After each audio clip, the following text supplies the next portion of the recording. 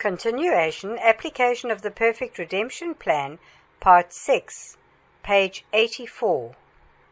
Chapter 220, Abusers, Thieves and Robbers, Revilers, Extortioners. The abuser is one who abuses in speech or in behavior, one that deceives, a ravisher, one that takes by violence, one that forces a woman to his carnal embrace, or rapist, a sodomite. About abusers in speech, Paul tells us, "Let no corrupt communication proceed out of your mouth, but that which is good to the use of edifying, that it may minister grace unto the hearers. And grieve not the Holy Spirit of God, whereby you are sealed unto the day of redemption. Let all bitterness and wrath and anger and clamor and evil speaking be put away from you with all malice. But you be kind one to another, tender-hearted, forgiving one another, even as God for Christ's sake hath forgiven you." Ephesians 4, verse 29 to 32. Many Christians have a foul mouth. They are always cursing and using the F word, what the hell, what the heck, lucky, etc. Now luck and lucky is from the word Lucifer, the name of Satan. Christians are not lucky, but they are blessed. Whenever Christians use foul language, it grieves the Holy Ghost. The thief and the robber.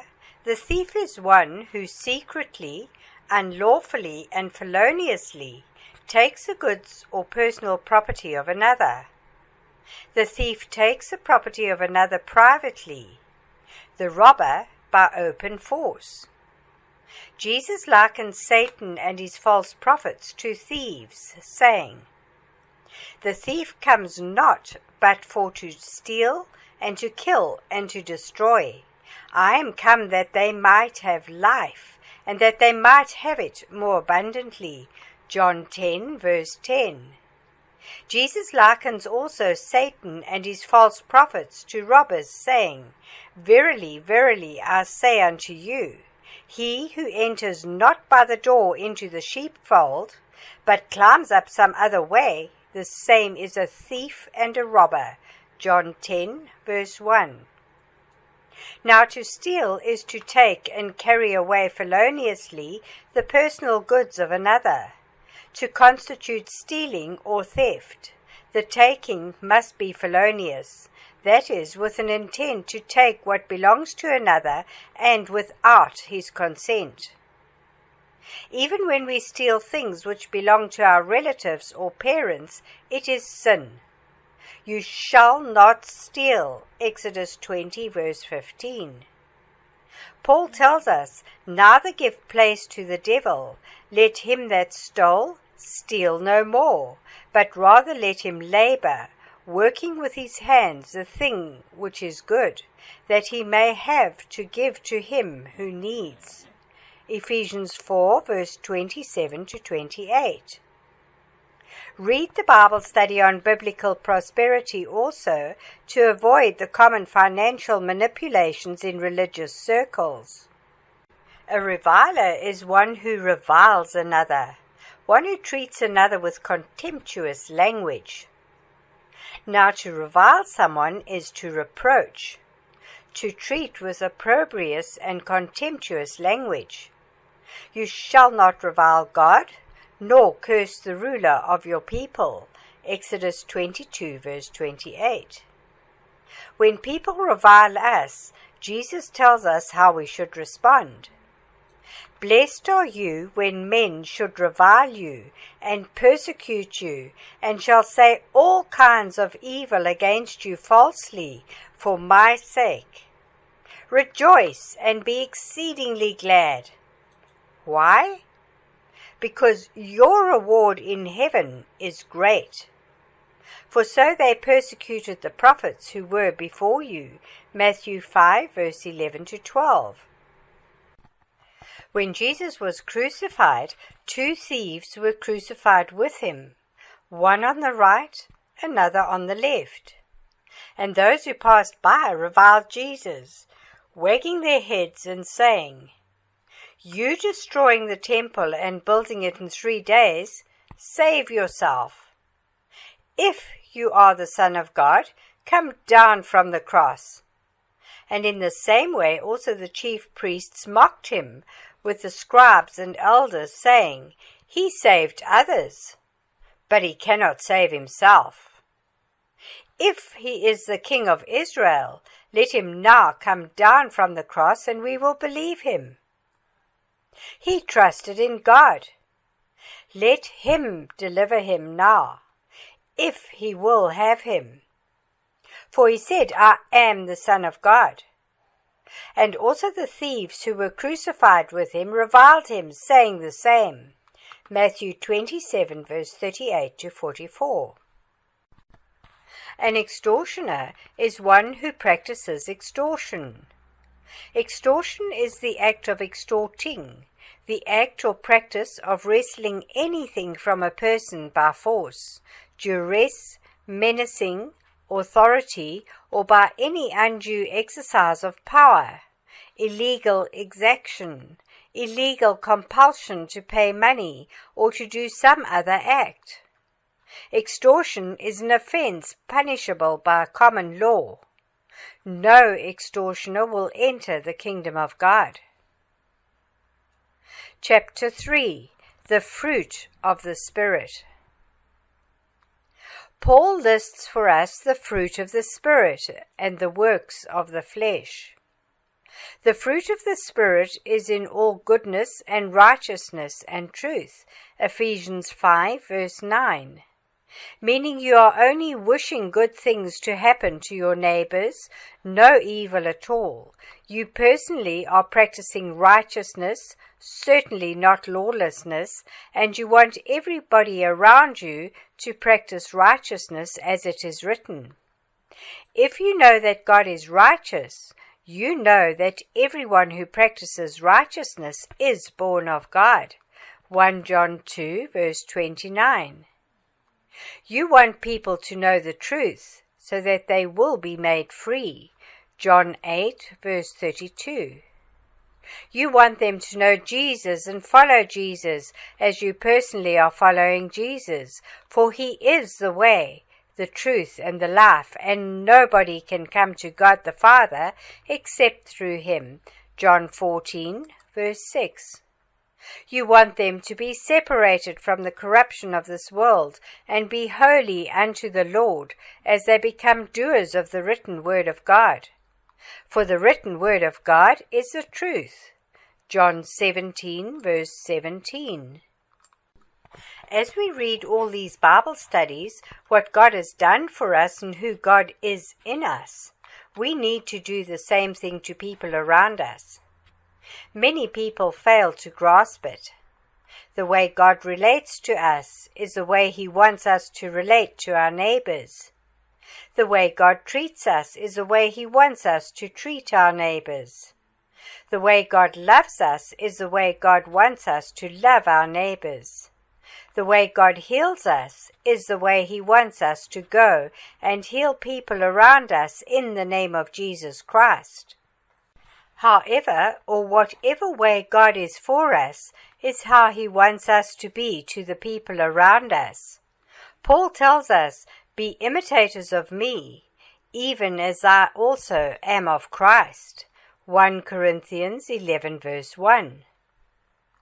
Brothers and sisters, be imitators together of me, and mark those who walk this way, for you have us for a pattern. Philippians 3, verse 17. Therefore be followers of God as dear children. Ephesians 5, verse 1. So then, as we have time, let us work good toward all, especially toward those of the household of faith. Galatians 6, verse 10. Peter tells us, "And who is the one who will harm you if you become imitators of the good?" 1 Peter 3, verse 13. John tells us, "Beloved, do not imitate the bad, but the good." He who does good is from God, but he who does evil has not seen God. 3 John 1 verse 11. If you notice, Paul says the fruit of the Spirit, not the fruits of the Spirit, because it is only one fruit which has different aspects or manifestations. Jesus is in you, and he is not divided, he is one. God wants us to grow into Christ Jesus, not just to grow in Christ. We are already in Christ Jesus the moment we became born again. Our life is hid with Christ in God. Colossians 3 verse 3. God wants us now to grow into Christ Jesus, to become like him, to be able to represent Jesus faithfully among the people. Paul explains to us that it is the reason God gave the fivefold ministry to teach us who God is in us and how he wants us to imitate him as dear children of God and grow up to become like his only begotten Son Jesus, who perfectly imitated God the Father. Therefore, he says, when he ascended up on high, he led captivity captive and gave gifts to men. Now that he ascended, what is it but that he also descended first into the lower parts of the earth? He who descended is the same also as he who ascended up far above all heavens, that he might fill all things. And truly he gave some to be apostles, and some to be prophets, and some to be evangelists, and some to be pastors and teachers, for the perfecting of the saints, for the work of the ministry, for the edifying of the body of Christ. And this until we all come into the unity of the faith and of the knowledge of the Son of God, to a full-grown man, to the measure of the stature of the fullness of Christ, so that we no longer may be infants, tossed to and fro, and carried about by every wind of doctrine, in the dishonesty of men, in cunning craftiness, to the wiles of deceit. But that you, speaking the truth in love, may in all things grow up into him, who is the head, even Christ. Ephesians 4 verse 8 to 15. So the purpose of all those Bible studies is not to give you head knowledge about the letters, for the letter kills, but the Spirit makes alive, but to make you grow up into Christ. 2 Corinthians 3 verse 6. Jesus and his words are one. The words that I speak to you are spirit and life. John 6 verse 63. So the prayer is that as you read these Bible studies, the Spirit of the Lord behind the letters stirs up your heart to become doers of what you have learned. And the more you become doers of the Word of God, you know more people will see the fruit of the Spirit in you, because you become Christ-like. There are people who have all the knowledge of the letters of the Word of God. They can quote them off the top of their head, but they are not doers of any of them. Yet there are people who know only a few letters and cannot even quote them accurately, but are doers of the little they know, and people will see more of Christ's likeness in them than in the former. Paul tells us, the fruit of the Spirit is love, joy, peace, long-suffering, kindness, goodness, faith, meekness, self-control. Against such things there is no law.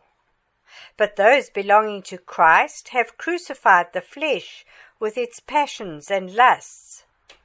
If we live in the Spirit, let us also walk in the Spirit. Galatians 5 verse 22 to 25.